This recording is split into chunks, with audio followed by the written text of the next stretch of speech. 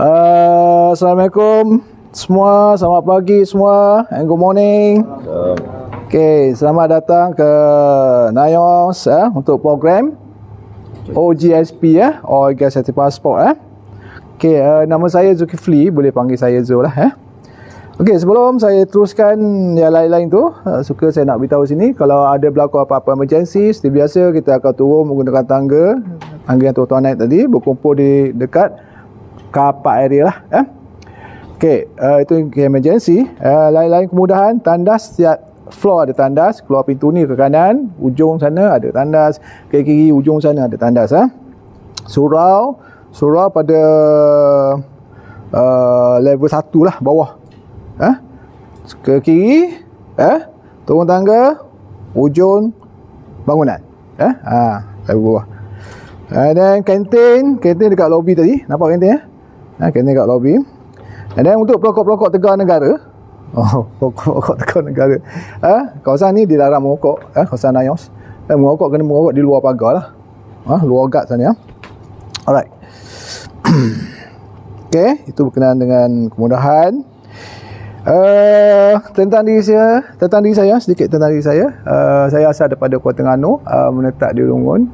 Background diri saya, dulu saya pernah kerja di Ketih.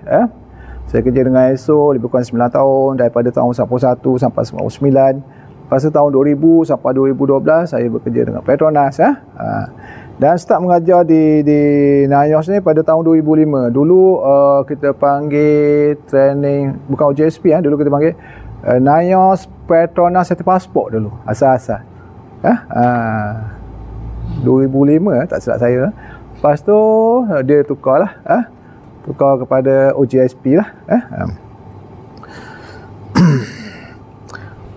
Okey, kita berkenalan dululah. Di sini saya nak tuan-tuan kenalkan diri, nama, pengalaman kerja kalau sudah pernah kerja, kalau belum pernah kerja, belajar bahagian apa belajar, dan asal mana, kampung mana, bermula daripada sinilah. Okey. Assalamualaikum. Saya Syahira, asal Ketengan. Okey, pengalaman kerja dah bidang apa? Pengalaman kerja ni first time masuk kerja rasat. Alright. Alright, tak apa. Okey, satu sana. Assalamualaikum. Saya Iman Hakim. Saya daripada Shah Alam sana. Jadi sekarang saya bekerja as engineer lah. Engineer. Alright. Okay, next. Assalamualaikum. Assalam. Saya Ismail. Saya asal Kuala Terengganu. Pengalaman kerja tak ada bahagian. Belajar bahagian apa? Belajar bahagian account. Account. Okey, terima kasih. Assalamualaikum, saya Waalaikumsalam. Asal Kuala Lumpur.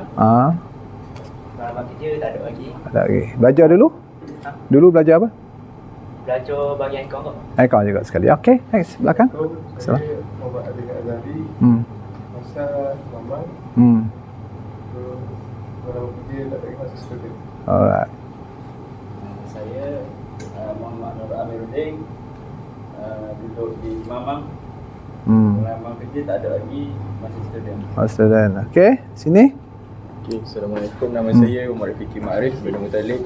Saya berasal pada Kuantan.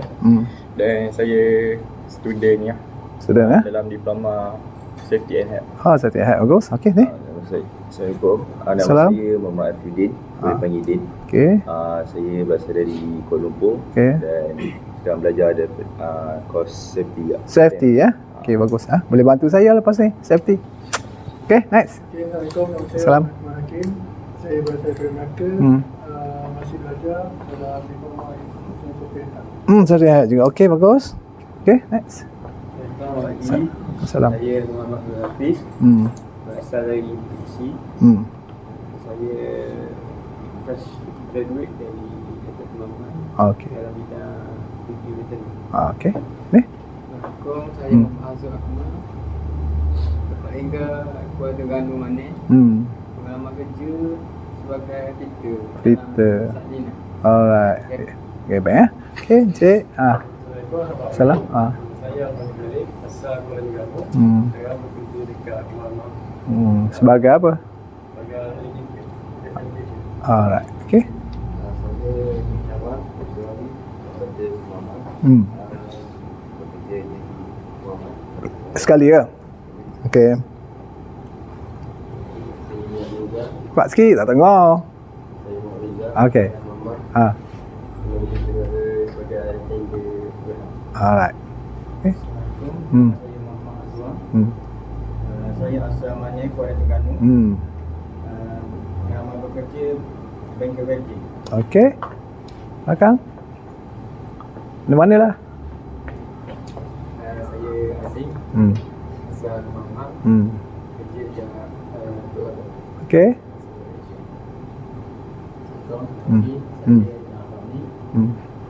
Saya asal Mama, kerja di Kedai Galang, teknisi. Okay. Next, your name? Good morning. I'm Papa Pong from Shalam Masjid, Thailand. So I assign for the Shalam Masjid Istimamat and Songkran. Okay, thank you. Okay. So sekali lagi selamat datang ke Nayos Kertih untuk program OGSP. Okay. Agenda kita untuk program OGSP ni dia ada 3 modul. Ada 3 modul di mana setiap modul tu nanti kita ada assessment, test. Okay. So apa modul-modul tersebut? Okay, modul 1 berkenaan dengan undang-undang keselamatan dan kesihatan pekerjaan. Undang-undang keselamatan dan kesihatan pekerjaan itu modul 1. Di mana kalau ikut agenda kita 9 suku hingga pukul 11 lah, sampai pukul 11 lah. Tapi pukul 10.30 kita akan rehat, 10.30 hingga 10.45 kita akan rehat minum lah dekat kafe ya. Sekarang kena bayar sendiri ya. Bayar sendiri, keling kemudian. And then modul 2. Modul 2 kita akan start 11 suku Kalau ikut sini 11 suku sampai pukul 2.15. Tapi tengah hari tu kita ada rehat. Pukul 1 hingga pukul 2 lah kita akan rehat 1 jam. So modul 2 berkenaan dengan punca dan pencegahan kemalangan. Itu modul 2. Dan diikuti modul 3 petang nanti, modul 3 kita akan sambung pukul sini lepas assessment modul 2 tu, modul 3 kita start pukul 2.30 sampai pukul 5.30. Bila 5.30 tu assessment untuk modul 3 Tapi pukul 3.30 hingga 3.45 kita akan rehat lah untuk minum So kalau ikut agendanya habis pukul 6 habis pukul 6 Alright, cuba tengok buku masing-masing. Last page pastikan ada kertas untuk jawab soalan nantilah kan. Yang itu tanggalkan dulu. Koyak tulis nama. Yang ini kena hantar pada saya. Last page please write your name nama, tanda tangan lokasi Nayos Kertih yang ini petang nanti dah siap assessment kena hantar pada saya lah Okay. So itu kemudian tak apa tulis sekarang. Mana tak ada pen boleh pinjam member lah Ada tak siapa-siapa yang tak ada muka surat ni yang akhir ni? Kalau tak ada bagi tahu.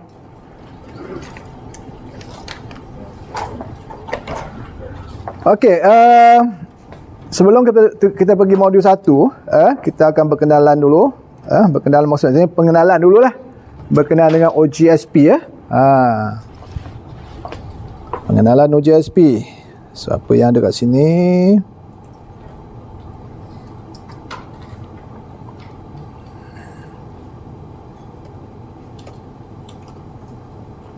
Okey.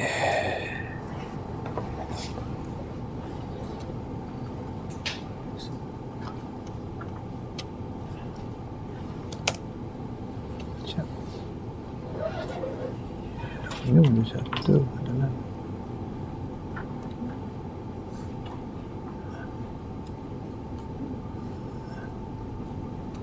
ini.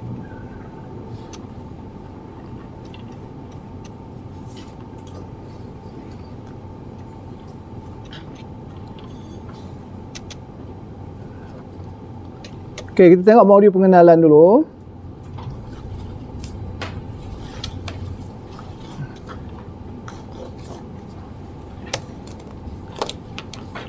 Definisi keselamatan dan kesihatan pekerjaan.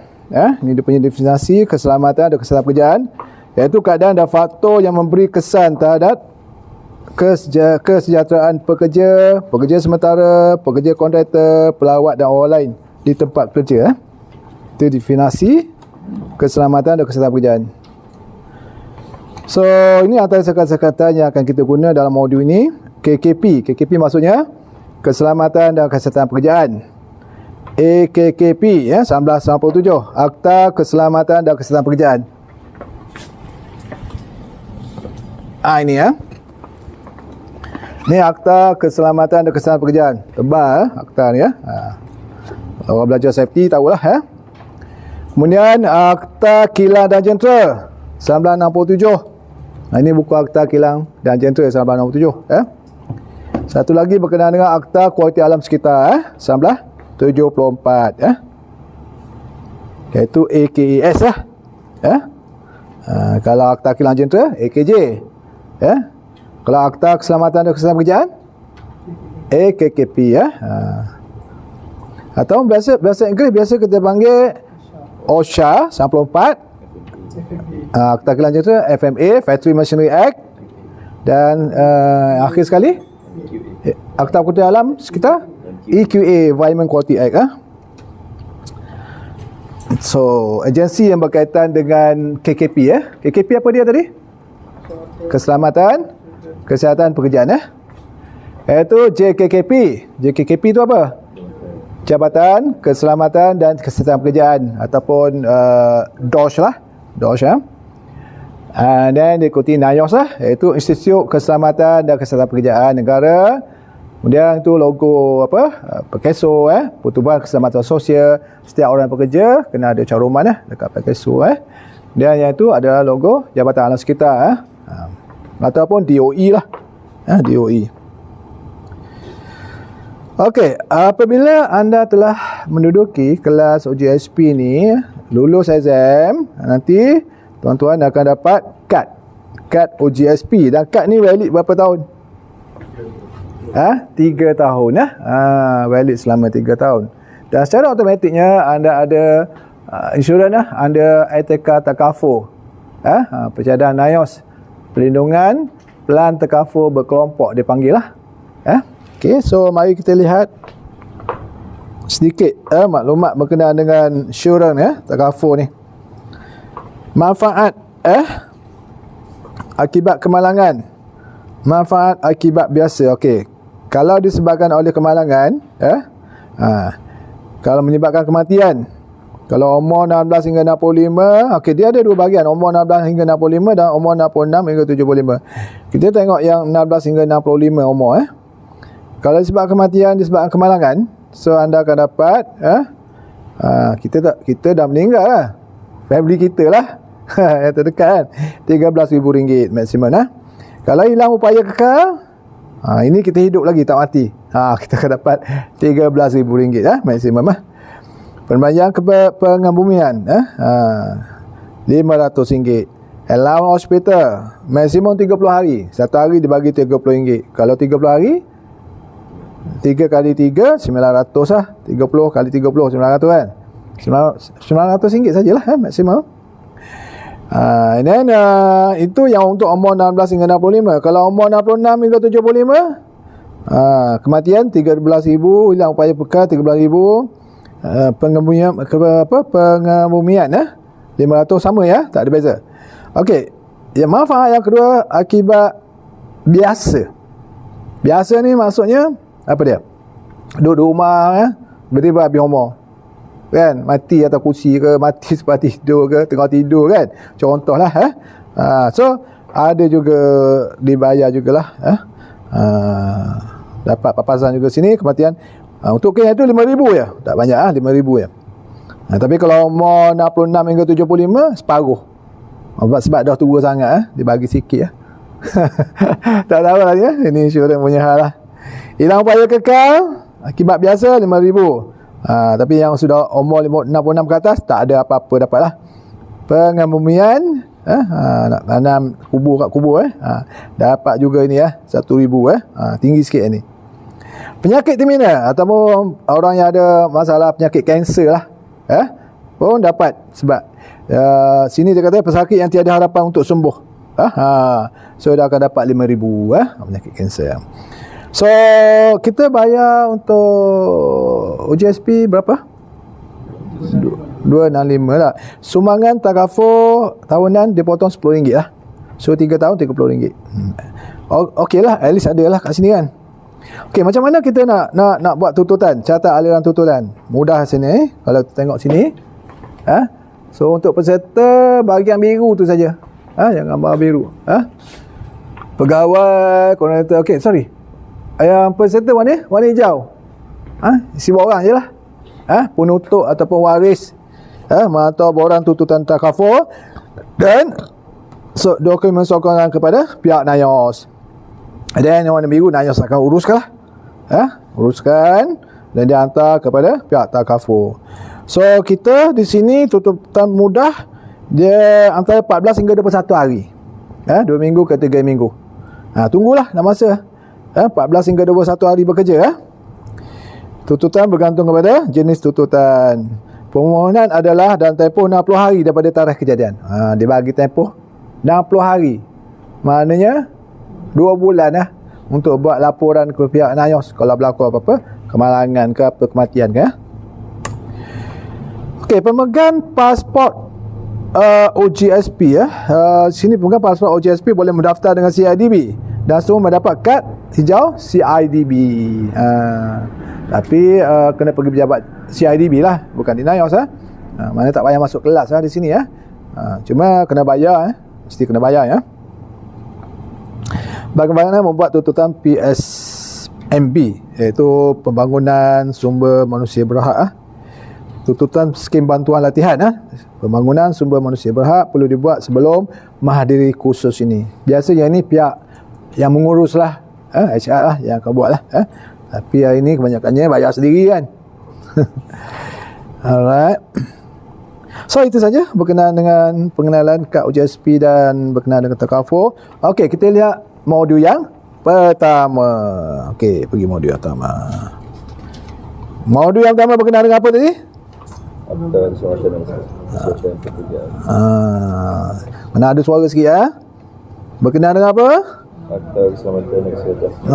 Okey. Okey, bagus. Mau kenal dengan Undang-Undang Keselamatan dan Kesihatan Pekerjaan. So dalam modul ini ada 3 antara kandungannya ada 3 akta lah. Akta Keselamatan dan Kesihatan Pekerjaan AKKP 1994, Akta Kilang Jentera 1967 ataupun FMA Factory Machinery Act, dan Akta Kualiti Alam Sekeliling 1974.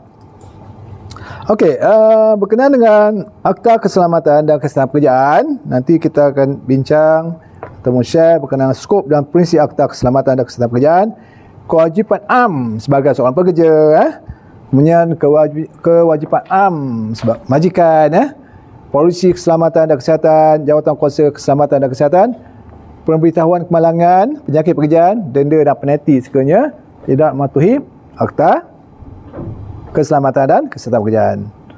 Kemudian berkenaan dengan Akta Kilang dan Jentera, kita akan share berkenaan dengan pemberitahuan sijil, kelayakan dan pemeriksaan 1970.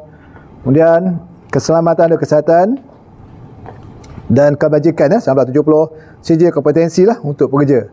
Sijil kompetensi berkenaan dengan contohnya seperti scaffolder, crane operator. Okey. Dan yang ketiga berkenaan dengan Akta Kualiti Alam Sekeliling 1974, kita akan share bincang berkenaan dengan bahan buangan terjadual 2005. Objektif, saya nak tekan objektif, pastikan semua orang tahulah objektif modul 1 ni So objektif pada akhir sesi ini peserta akan dapat tuan-tuan akan dapat menerangkan keperluan perundangan, keselamatan, kesihatan dan alam sekitar di tempat kerja. Apa dia objektif? Ulang sekali, baca sekali.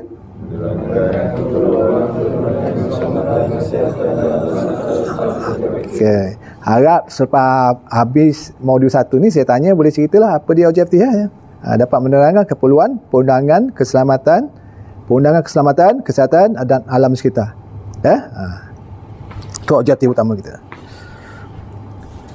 So, skop Akta Keselamatan dan Kesihatan Pekerjaan 1994 session 1 dia banyak session satu banyak session. Tengok session 1 dulu. Semua orang di tempat kerja, dia kata Akta Keselamatan ini merangkumi semua orang yang bekerja.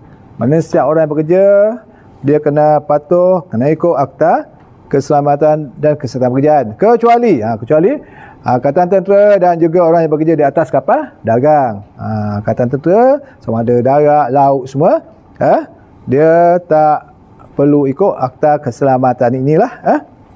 Kita kena ikut, tapi dia orang tak perlu ikut. Angkatan Tentera tak perlu ikut. Juga orang yang bekerja di atas kapal dagang, dia ada Ordinans Perkapalan Sedagang 1952, juga Ordinans Perkapalan Sedagang 1960 untuk Sabah dan Sarawak. Dia ikut yang itu. Tetapi kalau kapal-kapal berlabuh dekat mana? Kat pelabuhan, baik pulih kapal, dia kena ikut lah apa yang ada dalam akta ni. Apa dia? Offshore kena. Kan kalau ada kes-kes kan DOS pergi sana kan. Okey, objektif Akta Keselamatan session 4. Untuk memastikan keselamatan dan kesihatan dan kebajikan orang-orang yang sedang bekerja. Untuk memastikan keselamatan, kesihatan dan kebajikan orang-orang yang bekerja. Kau tengok objektif tu kan? Objektif tu dia nak jaga pekerja lah, jaga kita semua. Bagus ni ada akta ni . Yang kedua, untuk melindungi orang-orang di tempat kerja selain daripada orang-orang yang sedang bekerja. Ini maksudnya melindungi orang-orang tempat kerja selain daripada orang-orang yang sedang bekerja. Bukan setakat menjaga orang bekerja je. Juga di sini untuk jaga orang-orang yang tidak terlibat dengan kerja tu. Mungkin orang yang dia pergi hantar barang ke situ, dia masuk ke kilang tu sekejap ke, ada urusan kan, dia tak. Okey, seterusnya objektif AKKP 1994 yang ketiga adalah untuk menggalakkan suatu persekitaran pekerjaan bagi orang-orang yang sedang bekerja yang disesuaikan dengan keperluan fisiologi dan psikologi mereka. Dan yang keempat, objektif AKKP adalah untuk mengadakan sistem peraturan dan tata amalan industri untuk menyokong undang-undang yang sedia ada. Sistem peraturan, mana SOP lah, dan juga guideline. Itu objektif yang keempat. So, prinsip AKKP 1984, akta ini menekankan pengelanturan kendiri. Pengetahuan kendiri maknanya self-regulation lah. Perundingan, kerjasama, majikan dan pekerja dan juga perlibatan pekerja. So, akta keselamatan ini lebih kepada untuk melibatkan pekerja-pekerja.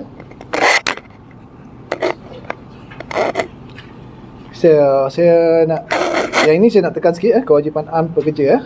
Kewajipan am pekerja di bawah session 4. So ada berapa? 4. Ada 4. Yang pertama,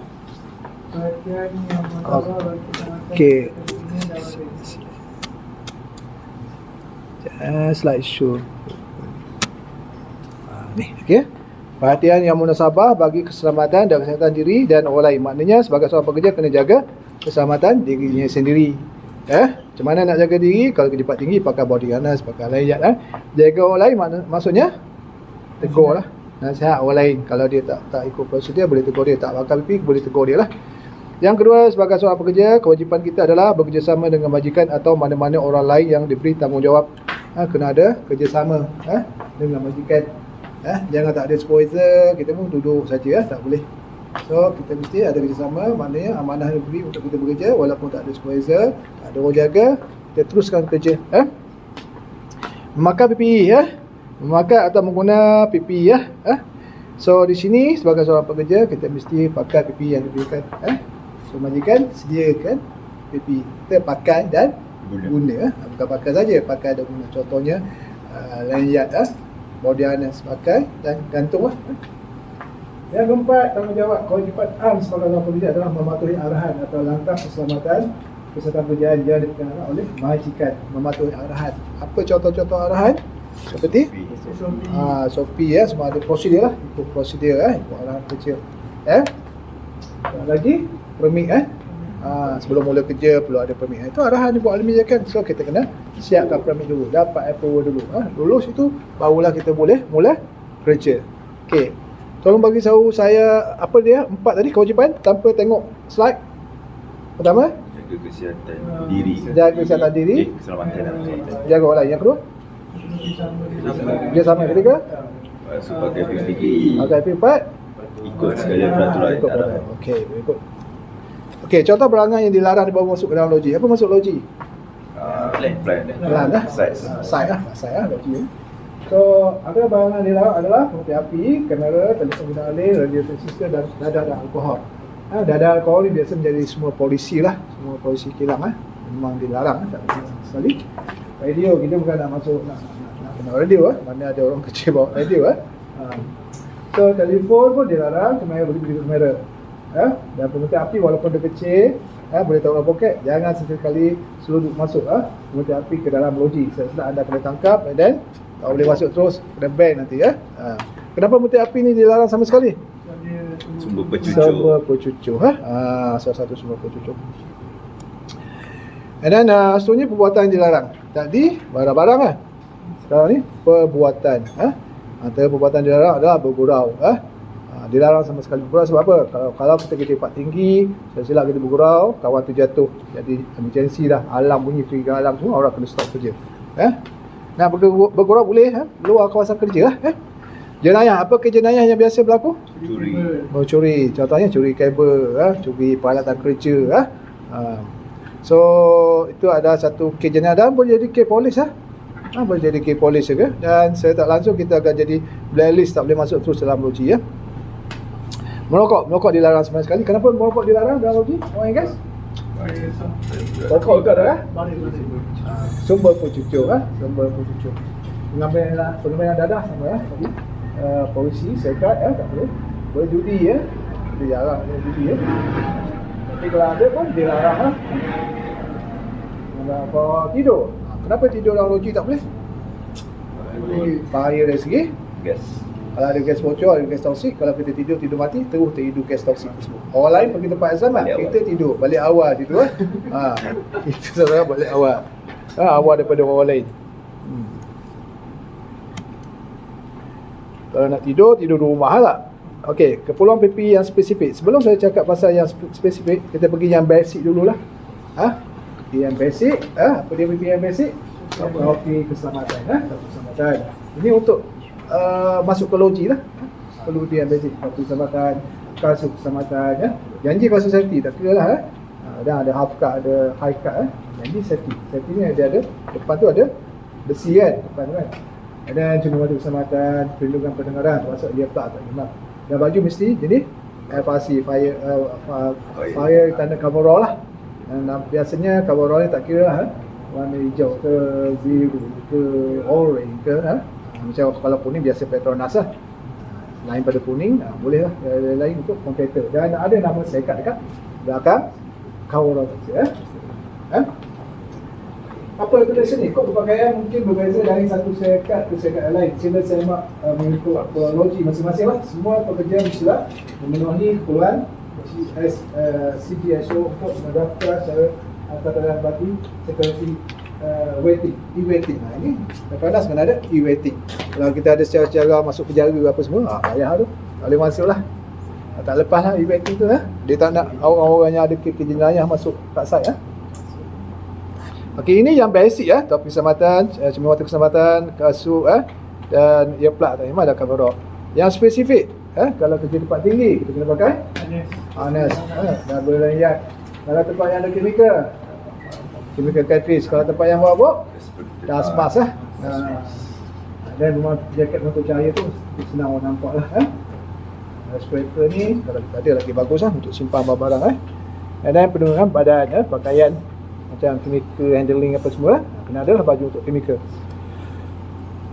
Okey, tadi kewajipan pekerja. Sekarang kewajipan majikan di bawah Seksyen 15. Setakat yang praktik, majikan kena adakan selenggara loji dan sistem kerja yang sama. So, majikan kena sediakan loji yang sama. Dan untuk pastikan loji yang sama mesti ada sistem kerja yang sama. Contoh sistem kerja yang sama adalah seperti JSA, JSA, High-Rec, lagi apa ni, permit to work, SOP semua Itu sistem kerja lah. Mungkin emergency apa perlu dibuat, emergency response plan semua kena ada Itu semua adalah tanggungjawab majikan Semuanya majikan membuat perkiraan berkaitan dengan penggunaan, pengendalian, penanganan, penyimpanan, teknologi dan bahan-bahan. Contohnya macam storage, storage chemical. So tank di mana tu mestilah selamat untuk diguna simpan chemical. Ambil contoh crude oil lah. Crude oil, tank di mana crude oil. So sekeliling tank tu biasanya ada bound valve. Reason dia kalau tumpah speed, so dia terkandung di keliling tangki tu saja, dia tak pergi ke mana. Itu safety untuk tangki lah. Begitu juga untuk pengangkutan dan lain-lain. Itu sebab dah tanggungjawab majikan. Seterusnya, majikan kena sampaikan maklumat. Macam mana majikan sampaikan maklumat kepada pekerja? Melalui toolbox, lagi induction kan, safety video bagus very good lagi majikan kena beri latihan kepada pekerja latihan confined space, latihan working hard dan sebagainya. Dan majikan buat arahan. Apakah arahan yang majikan biasa buat? Arahan seperti nak mula kerja contohnya perlu ada permit. So beritahu kita kena ikut arahan. Majikan buat arahan, nak kerja kena ada permit. So pekerja ikut arahan. And then arahan apa lagi? Nak masuk ke logi Petronas. Kena masuk kelas OJSP dulu lah. Arahan juga tu melalui keperluan syarikat lah. Dapat maklumat tentang safety And then majikan juga membuat pemantauan penyeliaan. Dia tak boleh tinggal 100% kepada kontraktor kat site. Dia kena memantau, menyelia. Tengok supaya pekerja tu dapat baik, tempat kerja pun selamat untuk orang bekerja.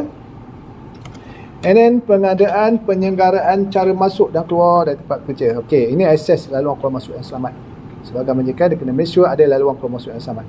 Dia kena pastikan orang yang masuk ke premisnya, ke kawasannya selamat masuk, selamat keluar. Macam mana majikan untuk monitor orang keluar masuk? Dengan cara attendant dekat gate scan kan, scan tulis nama macam sekarang kat OJSP tu boleh scan. So majikan boleh tahu berapa orang masuk, berapa orang keluar, pukul berapa masuk, pukul berapa keluar. Itu cara majikan kontrol lah orang keluar masuk dalam premisnya. Seterusnya sebagai majikan mengadakan menyelenggara persekitaran dan kemudahan kebajikan. Environment kerja yang selamat. Contohnya kalau environment persekitaran tempat kerja yang selesa. Kalau dekat office ada cahaya, lampu, aircon kan, kursi meja semua. Kalau dekat site, cahaya dekat site lah. Contohnya kalau kerja dalam ruang kurung, sebagai majikan dia kena pastikan ruang kurung tu ada blower dipasang, ada ventilation, ada gas test, ada orang monitor daripada luar dan sebagainya.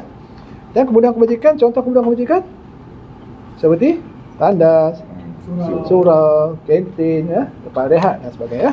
Semua itu adalah tanggungjawab sebagai majikan. Session berapa tu?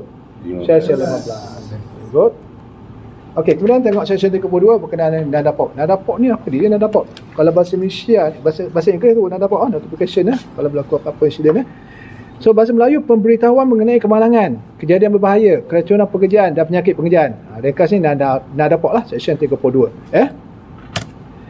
Ini polisi keselamatan.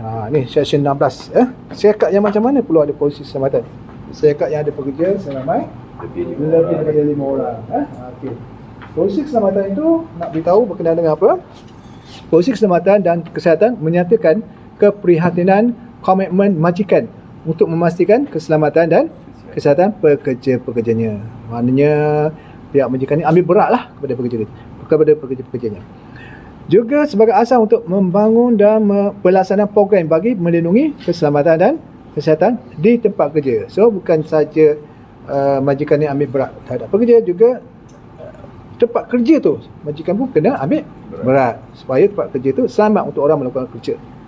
Dan contoh polisi safety ni biasanya dia akan tampilkan dekat mana? Dekat notice board, dekat pintu masuk, kat office, kat pejabat tu, jadi orang akan nampak. Sana ada contoh polisi safety. So kalau tengok sana ada bahagian tanda tangan. Yang tanda tangan itu adalah big boss lah, CEO ke, orang yang paling besar di syarikat tersebut lah.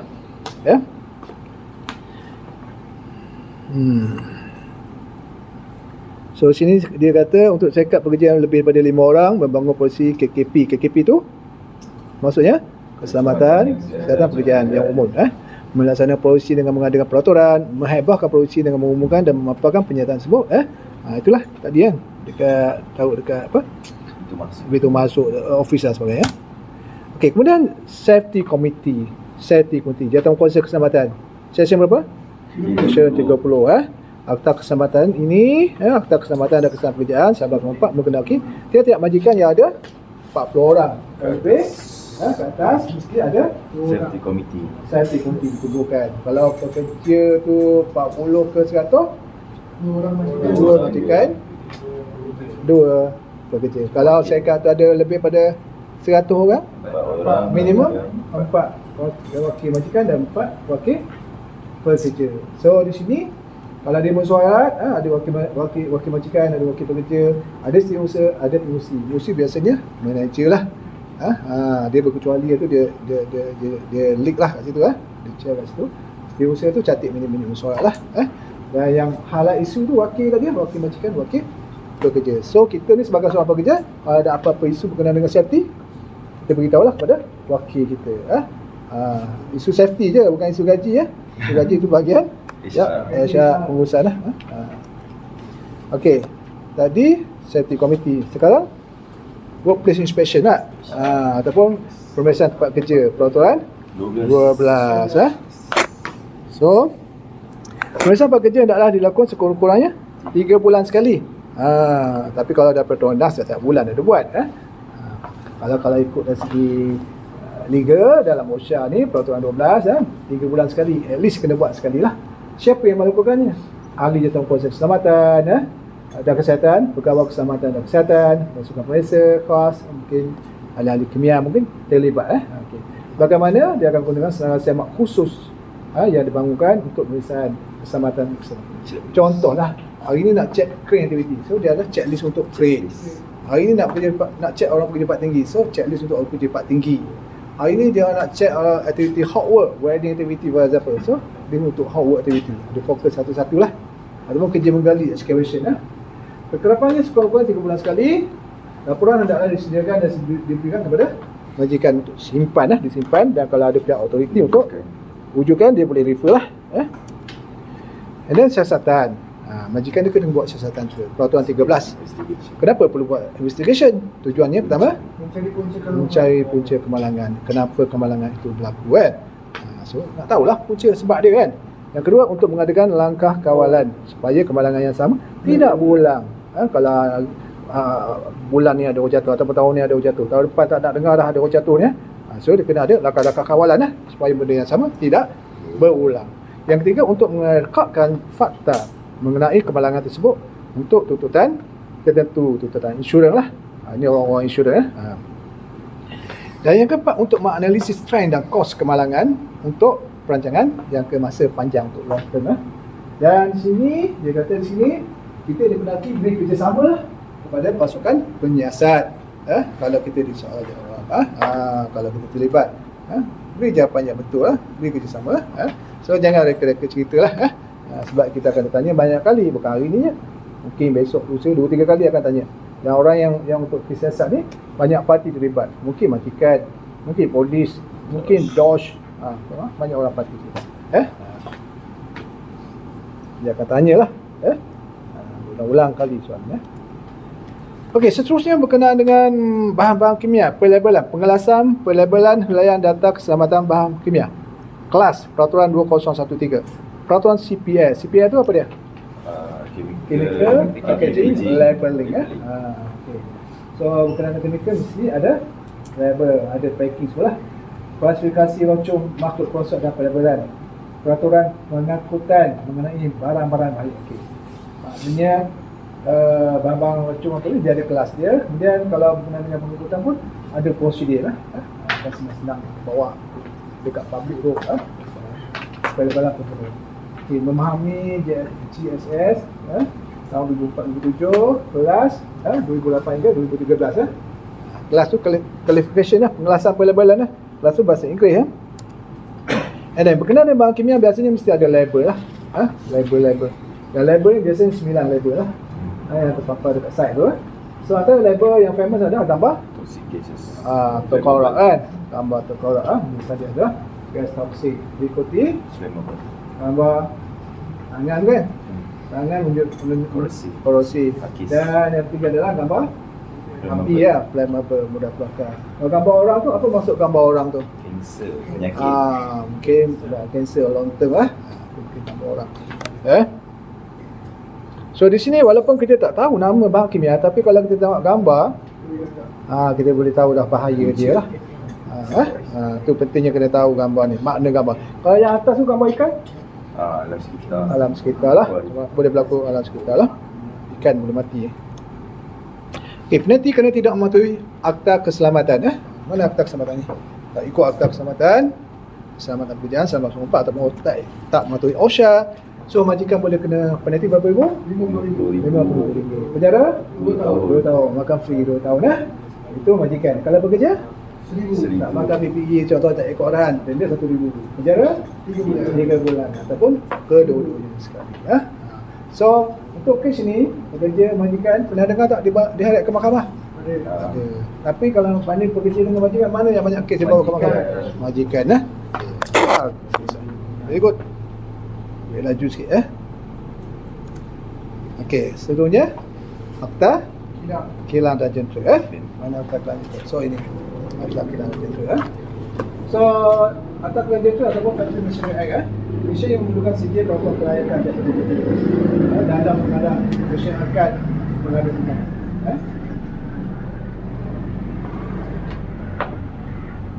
Okey, stop. Okey tak? Okey, seterusnya akta kilang dan jentera, Factory Machinery Act 1967. So Malaysia yang memerlukan sijil pengakuan kelayakan daripada DOS ataupun JKKP dandang tu boiler lah. Mesin angkat PMA, mesin pengadukan. Mesin angkat ni termasuklah selain pada crane apa dia? Skylift. Lagi apa tu yang perlu PMA tu, apa ni, selain pada skylift, lift pun sama juga. Maksud lift kan ada PMA number. Okay. Crane ni bukan berantai je, beroda ke menara crane semua termasuk. Dan seterusnya yang memerlu sijil pengakuan kelayakan pengandung tekanan vessel. Kalau tengok kat side dekat vessel dia ada PMT apa-apa nama lah. Ada orang kompeten. So sini contoh 4 lah orang yang kompeten. Mesin dandang, boiler lah. So nak operate boiler tu mesti ada orang yang kompeten. Kompeten ni mana dia train dan dia berdaftar dengan DOSH untuk operate dandang boiler. So sini dia kata pemandu enjin, jutra dandang, jutra pelawat, semua ni mestilah kompeten. Kemudian tengok operator crane. So operator crane orang yang operate crane, yang bawa crane lah, driver crane tu. So nak jadi crane tu sama ada crane menara ke, crane bergerak ke, mobil ataupun berantai ke. So mesti kompeten. So dia kena ada training dulu lah. Biasa yang buat training untuk crane ni kalau di Terengganu ni CIDB lah, dekat Jenago lah. Dari dulu sana baru dia register dengan DOSH. Barulah dipanggil operator crane yang kompeten. Kemudian scaffolding. Scaffold, perancah, scaffolder. Bukan senang-senang buat kerja scaffold. Dia kena training. Biasalah dia ada level 1, level 2, level 3. Biasa kalau setakat pasang tu level 1 lah. Bukan 1 hari training dia. Berapa hari? 5 hari je. Lama juga 5 hari lebih kurang 5 hari je, 5 hari juga. Banyak hari. Kemudian level 2, level 3 tu boleh jadi cikgu lah. Level 3. And then dia kena register dengan DOSH. NIOS pun ada buat training untuk scaffolding. Kemudian AGT ni Authorized Tester dan Entry Supervisor. Ini berkaitan dengan kerja-kerja ruang tu kurung lah. So masuk kursus confined space AGTES iaitu selama 3 hari ya. Di sini for info, saya pun mengajar AGT ni ya, di sini ya. And then dah lulus kena register dengan DOSH Ni orang yang kompeten. Kemudian keperluan keselamatan di tapak banner. So di bawah Akta Kilang dan Jentera, Keselamatan Kesihatan Kebajikan Peraturan 1970 menyediakan, sebagai majikan di sini kena sediakan kemudahan sanitary, kemudahan kebersihan, membasuh tandas, tempat minum, first aider kena ada. Tengok gambar tu ada dua apa tu? Tandas bergerak. Faham lah kalau nak masuk ni, baru dia boleh semacam juga baru sampai ya. Itu tandas bergerak. Ada yang tempat rehat, kena ada. Ini semua dah tanggungjawab majikan ni ada dinyatakan dalam Akta Kilang Jentera. Dan penalti boleh dikenakan kalau melanggar Akta Kilang Jentera ni maksimum langgar ni tak ikut Akta Kelantan Jentera, maksimum 250,000, penjara 5 tahun ataupun kedua-duanya sekali. 250,000 banyak. Sikit je tu hilang besar kan. Juta-juta 250,000 maksimum, 5 tahun penjara ataupun kedua-duanya. Itu kalau melanggar Akta Kelantan Jentera ataupun Factory Machinery Act. Okey, seterusnya Akta Kualiti Alam Sekeliling. Okey. So dalam Akta Kualiti Alam Sekeliling banyak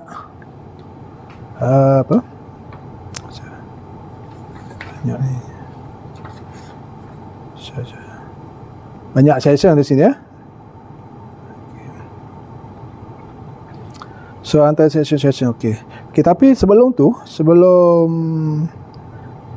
saya pergi pada kualiti alam sekeliling, nak recap sikit So tadi kita ada belajar berkenaan dengan perundangan. So pertama, apa nama perundangan? Akta apa? Akta apa mula-mula tadi? OSHA, Occupational Safety Health and Act Regulation ataupun KKP. Tahun berapa? 1994. Apa maksud 1994? Tahun dia buat kuasa lah. Dan yang kedua, kita telah habis Akta Kilang Jentera. Dan yang ketiga adalah barulah kita pergi kepada EQA ataupun AKS, Akta Kualiti Alam Sekeliling 1974. Dia lewat sikit lah berbanding dengan Akta Kilang Jentera Akta Kilang Jentera 1967 kan. Dan AKS 74. So dalam Akta Kualiti Alam Sekeliling ni antaranya Seksyen 22, larangan pencemaran udara. Mana udara kita tak boleh tercemar. Contohnya macam asap hitam. Kalau kilang-kilang buang asap hitam, tak boleh, salah. Lori-lori yang asap hitam tu salah. Asap hitam termasuk dalam pencemaran udara. Siapa yang boleh saman tu semua? DOE lah. Ataupun Jabatan Alam Sekitar. Ada larangan pencemaran bunyi bising. Seksyen 23. Bunyi bising bukan setakat kilang tak boleh. Kenderaan pun tak boleh. Dah ada limit-limit berapa bunyi bising. Tahu tak berapa limit? 85. Oh bagus 85 desibel tak? Desibel. Dan bising dia ukur dalam unit? Dalam unit? Dosimeter tak? Dosimeter. Dia guna alat dosimeter. Desibel tu, unit desibel. Alat tu nama dosimeter Dosimeter. Kadang-kadang polis buat roadblock, tahan lori ke kereta ke motor ke, nak cek bising, polis tahan, tapi yang cek tu DOE, orang DOE cek polis tak buat benda tu. Cek alam sekitar, cek lah. Okey, larangan pencemaran tanah-tanah Seksyen 24. So tanah-tanah ni tak boleh, maknanya kalau nak buang bahan kimia dekat hutan, tanah atas daratan ni tak boleh lah, salah. Larangan pencemaran air daratan. Air daratan termasuklah tasik-tasik sebagainya. Kalau kau nak buang kimia, pernah dulu orang buang kimia dekat mana? Dekat tasik dekat Melaka. Air orang minum dekat Melaka, lupa dah tasik apa sana. Jadi untuk elak daripada orang buang kimia, dia sekeliling tasik dia pagar lah. Kadang orang buang kimia sebagainya. Air tu diguna untuk proses harian. So bahayalah. So kalau dapat tangkap orang yang buang tu, memang kena denda lah. Air daratan, melepaskan minyak ke dalam perairan Malaysia. Ini sepanjang perairan Malaysia memang tak boleh kapal-kapal yang berlabuh, dia tak boleh suka-suka buang minyak kat perairan Malaysia. Salah Itu Seksyen 27. Kemudian pembuangan sisa, larangan pembuangan sisa Seksyen 29. Larangan pembuangan pembakaran terbuka Seksyen 29. Mana pembakaran terbuka termasuklah bakar hutan agak boleh tak? Terbuka tu lah. Terbuka. Bakar tayar-tayar buruk apa semua. Terbuka tu. Ada Seksyen 29. Kalau DOE atau Jabatan Alam Sekitar nak ambil tindakan, boleh lah. Okey, kita tengok definisi alam sekitar. Alam sekitar, definisi alam sekitar. Persekitaran atau keadaan di mana organisasi beroperasi merangkumi udara, tanah, sumber asli, flora, fauna, manusia dan interaksinya.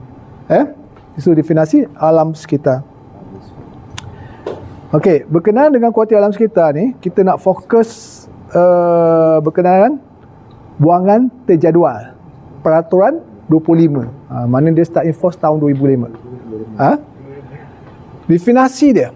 Tiada sesiapa pun boleh menempatkan atau meletakkan atau melupuskan atau menyebabkan atau membenarkan ditempatkan, diletakkan atau dilupuskan kecuali di premis yang ditetapkan sahaja.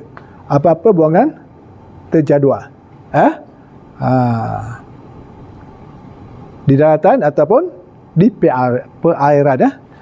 So kesalahan boleh dikembangkan sebanyak di bawah section 45 Akta Kuantum Sekitar 1974. Okey. So apa yang anda faham di sini?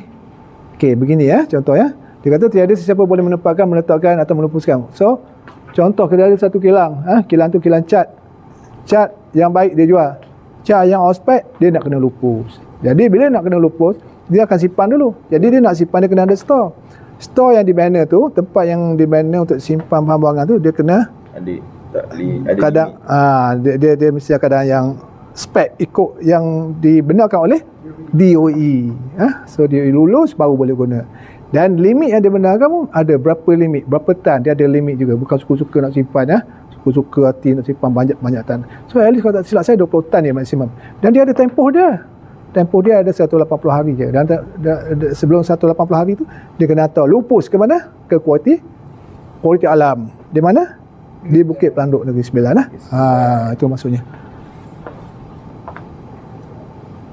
Dan berkenaan dengan bahan buangan ni, dia ada dua lah. Dia pecah kepada dua. Okey. Pertama, Domestik. buangan domestik. Buangan domestik ni buangan sampah-sampah biasa itulah. Pagi-pagi lori angkat buang tu kan. So contohnya seperti kertas, plastik, kaca, sisa makanan, lain-lain bahan buang biologi yang boleh dilupuskan di tapak pelupusan bandaran, majlis bandaran, majlis daerah kan, lori-lori angkat tu. Yang kita nak bincang, yang kita risau adalah buangan terjadual, bahan buangan terjadual. Iaitu apa-apa buangan yang termasuk dalam kategori buangan yang disenaraikan dalam jadual pertama. Buangan terjadual. Akta Kuantum Alam Sekitar, peraturan yang tidak boleh dilupuskan di tapak pelupusan perbandaran. Maknanya bila sebut bahan buangan terjadual ni, dia tak boleh dilupus suka hati nak buang ke tapak pelupusan bandaran puas apa. Tak boleh lah. Salah kan? Dia mesti dilupus dihantar ke Kuantum Alam. Kuantum Alam terletak di Negeri Sembilan. Negeri Sembilan, saya pernah pergi sana. Dulu masa saya kerja kat Petronas 2 kali atau 3 kali lah. Saya pernah pergi buat audit lah dekat Kuantum Alam di Bukit Pelanduk Negeri Sembilan. Memang segala-gala bahan buangan terjadual dihantar ke sana. Bayar bukan sikit, banyak. Cara dia hapus adalah dia masuk dalam incinerator. Dia akan bakar. Dan ada incinerator. Dia bakar lah. Tapi bukan banyak lah nak ikut term tu. Tapi atas sana bukan free lah, kena bayar. Bukan free, kena bayar. Datang, mari sini dengan lori, tukar timbang, timbang berapa berat. Okey. Sekarang ni semua dalam sistem lah. Dulu manual, panggil manual, rekod manual. Sekarang semua dalam sistem. Berapa semua. Tak boleh nak tipu lah. Berapa tan bahan yang nak dibuang tu. Contoh buangan terjadual adalah seperti cat lah, pencair, bateri, seluk, slush, sisa skin, pemitas kain, sarung tangan yang terkena kemikal lah, cuttle rack semua yang terkena bahan buangan terjadual. Kadang-kadang kita guna untuk cat, untuk lap untuk lap kemikal kan, lantai apa semua kan. So itu dah tercemar dengan kemikal, so kena lupus lah, kena collect semua, hantar ke Kuantum Alam. Contoh-contoh lain contoh-contoh lain buang-buangan sisa makmal, bahan-bahan makmal lab lah. So SW tu schedule waste dia ada kod dia. Minyak hidrolik terpakai, termasuklah minyak silinder tu. Minyak hitam bekas tercemar, bekas asid, bekas kemikal, panita, sarung tangan tercemar, bateri. Dan bateri tu sebab apa boleh jadi bahan buangan terjadual? Sebab dalam bateri ada apa? Ada kemikal, ada asid kan. Yang baik juga. So nak reject silap boleh meletup reaktif asid tidak balas dengan air apa semua. Lampu Kalimantan pun sama. Lampu ni. Lampu ada mercury lampu ada mercury. Sebab tu dia bahaya. Lampu-lampu cerah ada mercury. Mercury tu boleh menyebabkan kanser. Okey, pengurusan bahan buangan. pengurusan buangan. So, majikan hendaklah memastikan sisa buangan terjadual yang dipindah dan diangkut hendaklah dibungkus, dilabel dan dihantar ke tapak pelupusan yang diluluskan oleh Ketua Pengarah JS. JS maksudnya Jambatan Alam Sekitar lah. So maknanya kat sini kualiti alam lah di Bukit Pelanduk. Tadi saya dah beritahu dah tadi. So maknanya logi tu dia nak buang, dia kena drum betul-betul lah. So drum betul-betul dan dia kena ada labeling. Labeling tu maksudlah label gambar terkorak ke, gambar korosif ke. Dulu saya ingat lagi, kita bagi pada pekerja tu supaya label pada drum. Dia tampal dekat helmet lah, dekat baju lah, dekat kereta lah. Selalu guna label. Tak boleh lah tu, salah.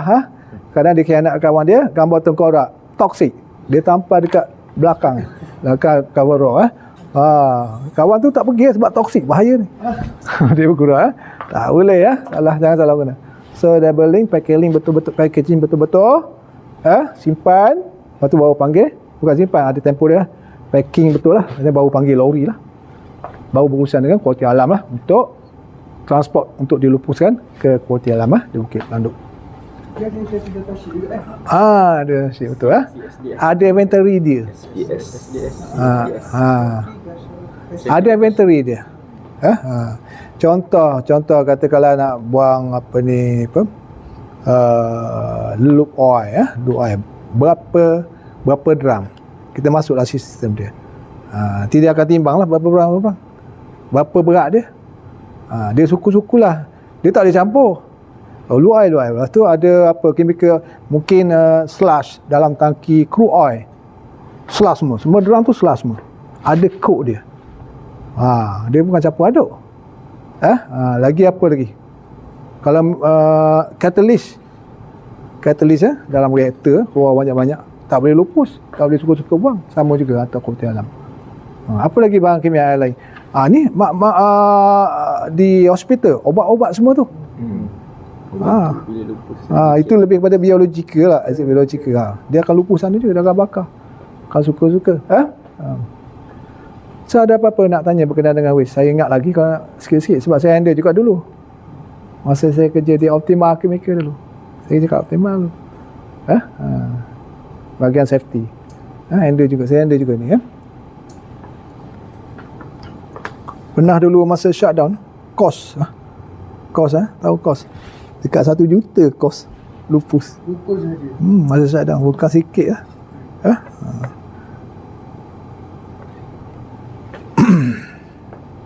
So ada kes-kes pernah ingat tak kes orang buang di dekat Pasir Gudang dulu, sungai tu kan. Kenapa dia mengelak? Dia nak elak daripada perbelanjaan lah. Nak jimat kos lah kononnya. Dia duduk, dia panggil kontraktor tanam dekat belakang kilang macam mana tak. Sebab bahan kimia kalau taruh dalam tanah, lama-lama kalau dalam drum apa semua, dia akan repuk. So dia akan tindak balas dalam drum apa semua, dia akan pergi dalam tanah. Tanah ada air, ada mata air. Dia hantar air, serap kimia pergi ke sungai. Sampai satu masa bila kimia tu mungkin berkaitan dengan asid dan sebagainya kan, boleh tindak balas dengan air sebagainya, akan mengeluarkan satu fume vapor. Contoh macam amonia kan, amonia reaction dengan air. Ikan mati, bukan ikan, orang apa semualah, bukan air, ada fume tu, gas tu, dia akan tolak. Yang jadi masa penduduk kampung sekitar dan juga budak-budak sekolah kan. Dan kena tangkap lah lepas tu. Ada juga setengahnya dia buang ke mana? Tempat pelupusan biasa tu. Tempat buang ni sisa domestik. Macam cat-cat, ton-ton cat tu. Daripada kilang banyak satu lori buang. Tapi kalau orang kampung buang situ je. Kira tak betul lah tu. Salah lah katanya. Okey. Penalti boleh dikenakan kepada mana-mana syarikat yang melanggar Akta Kualiti Alam Sekitar ni lah. Maksimum berapa ribu? 500,000 dan penjara 5 tahun. Makan free lah 5 tahun. Ataupun kedua-dua sekali ya. Biasanya yang kes-kes ini yang kena adalah owner lah, penama tu lah. 500,000 sikit je. Untung juta-juta. Kan? Lama dah dia buat. Banyak tahun dah dia untung. Sekali denda 500,000. Duduk penjara 5 tahun, lepas tu keluar. Kaya makan free 5 tahun. Tapi kalau kena tindakan daripada mahkamah ni, sila-sila kilang tu kena tutup lah. Kena tutup kilang lah. Nama buruk serekat pun sama lah. Macam Petronas apa semua, dia tak nak benda-benda ni berlaku.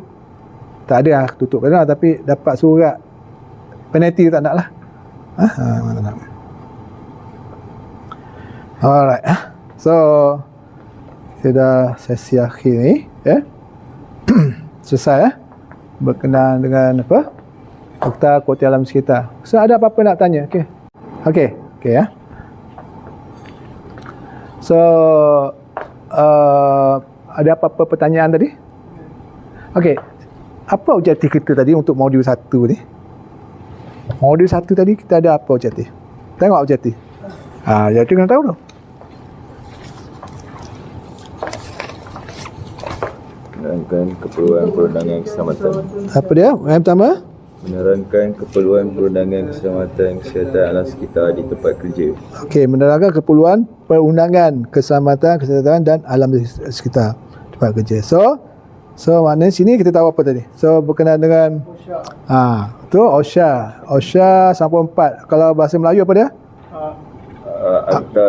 Akta Keselamatan Kesihatan Pekerjaan 1994. OSHA tu bahasa Inggeris. Kalau bahasa Inggeris sebut apa?